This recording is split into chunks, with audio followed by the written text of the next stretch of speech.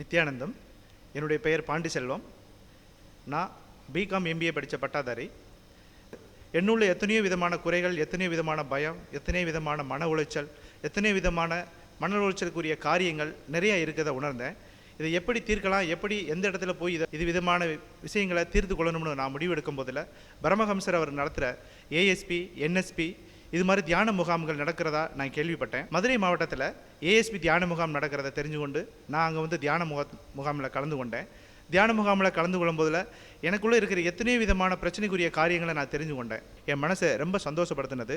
குறிப்பாக என் மனசில் இருந்த வாழ்க்கையில் ஒரு தெளிவில்லாத வாழ்க்கையை எப்படி வாழணும் அப்படின்ற ஒரு முடிவில்லாத பயணத்தை நோக்கி போயிட்டு இருந்த என்னுடைய வாழ்க்கையில் இன்னைக்கு வாழ்க்கையை பற்றி ஒரு தெளிவான ஒரு முடிவை எடுக்கிற ஒரு சூழ்நிலைக்கு என்னாலே நான் உருவாக்கப்பட்டேன். பரமஹம்சருடைய நேரடி தீட்சையும் நேரடி ஆசீர்வாதமும் பெறுறதா என் மனசுக்குள்ள ரொம்ப ஆனந்தப்பட்டேன்.